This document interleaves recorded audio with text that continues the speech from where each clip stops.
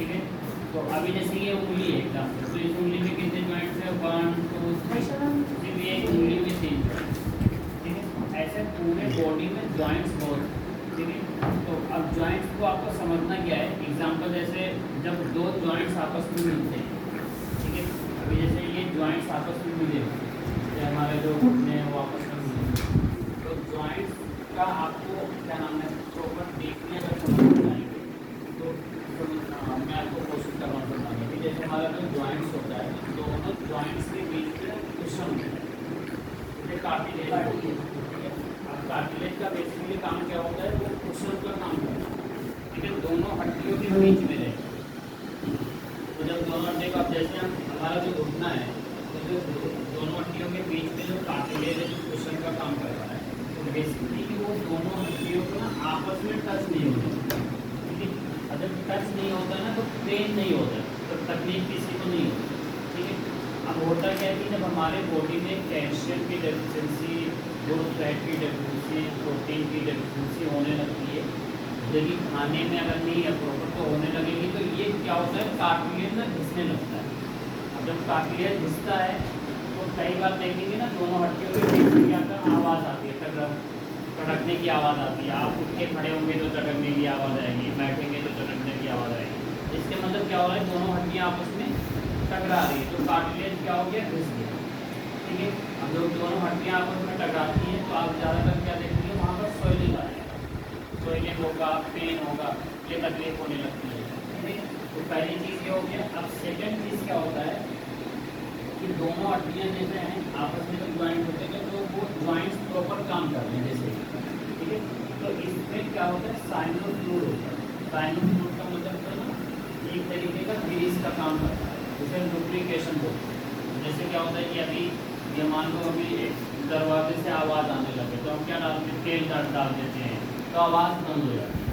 तो जब लुब्रिकेशन कम हो जाता है बॉडी के अंदर, साइनल फ्लूइड कम हो जाता है, तो दोनों हड्डियों से क्या है वो सही से प्रॉपर वर्क नहीं करते, मूव नहीं करते। अभी जैसे कई बार क्या होता है कि आप अपने शोल्डर को कैसे भी मूव करिए, बट किसी किसी के साथ क्या होता है कि जब वो सुबह नींद खुलेगी तो अपने पेट से जब उठेंगे ना तो सही से पैर नहीं रखा जाएगा, आराम से उठेंगे, क्योंकि वो अच्छे से ना मूव नहीं हो, तो उसमें लुब्रिकेशन की कमी हो जाती है, ठीक है।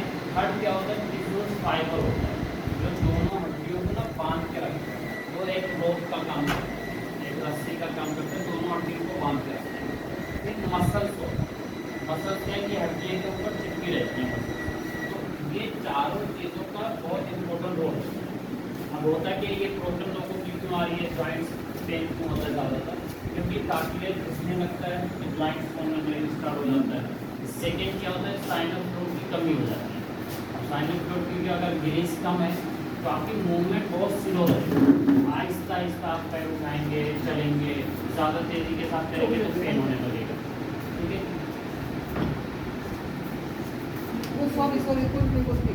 अब अगर आपको इसे सही करना है,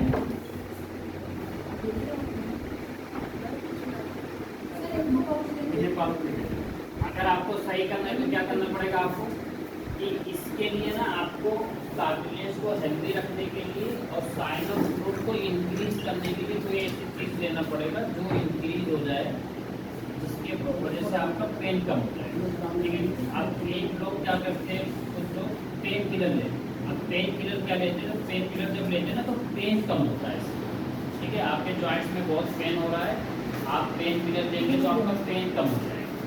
बट अगर आप कैल्शियम लेंगे, विटामिन डी लेंगे, प्रोटीन लेंगे, गुड फैट लेंगे तो क्या हो जाएगा कि आपका कार्टिलेज हेल्दी होना स्टार्ट हो जाएगा। सेकेंड चीज़ क्या है कि बॉडी में साइनल फ्लूइड की अगर कमी है तो वो इंक्रीज होना स्टार्ट हो जाएगा, ठीक है। और जब वो इंक्रीज होगा साइनल फ्लूइड, कार्टिलेज हेल्दी हो जाएगा, तो वो पेन परमानेंट के लिए कम हो जाएगा। तो पेन किलर क्या है, वो टेम्परेरी है, टेम्परेरी आपको राहत मिलेगी, तकलीफ कम होगी। बट अगर कोई सप्लीमेंट ले, अब जैसे होता क्या है ना कि मान लो हमारे खाने में सारी चीज़ें अवेलेबल है, कैल्शियम भी है, विटामिन डी भी है, बट आजकल क्या हो गया, अडल्ट्रेशन बहुत ज़्यादा हो गया मार्केट में। आप दूध हम जो लेकर आते हैं, सब्जी लेकर आते हैं, ड्राई फ्रूट लेकर आते हैं, फ्रूट लेकर आते हैं, तो उसमें वो सारी चीज़ें नहीं मिलती जिससे हमारा कार्टिलेज हेल्दी हो, हमारे साइनल फ्लूइड बढ़े, क्योंकि उसमें अडल्ट्रेशन। तो इसीलिए अब लोगों को क्या पड़ रहा है वो क्या नाम है सप्लीमेंट की ज़रूरत है कि अगर वहाँ से नहीं पूरा होगा तो आपको सप्लीमेंट लेना ही पड़ेगा, उसका कोई सोर्स ही नहीं है।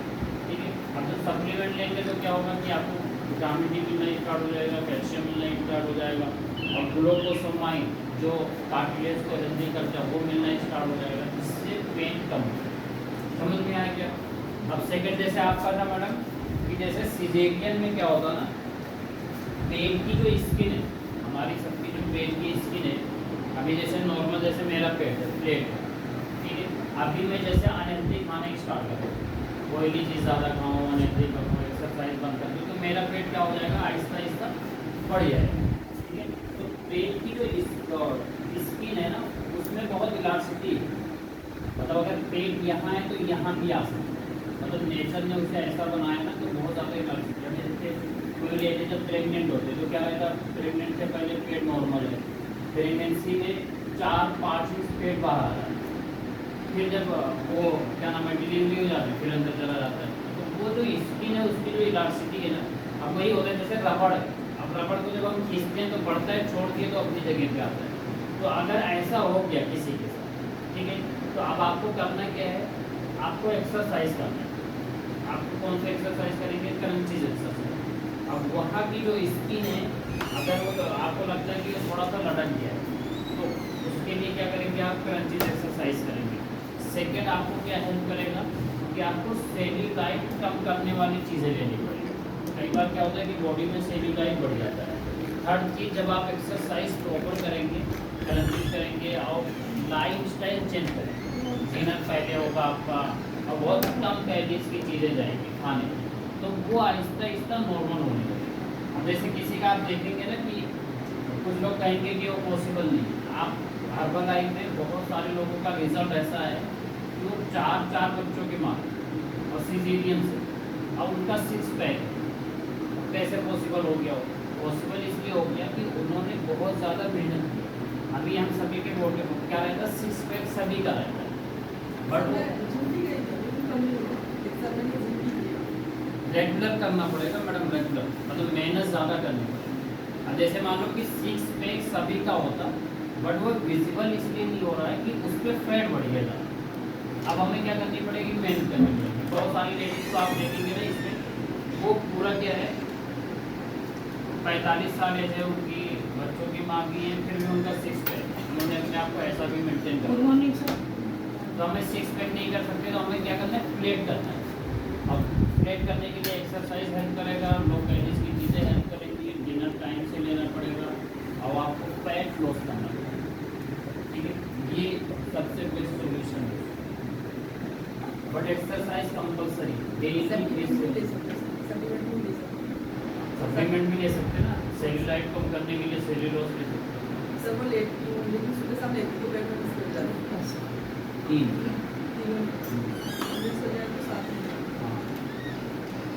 पर्सनल बोल रही थी कि आपने आप परेशान हो,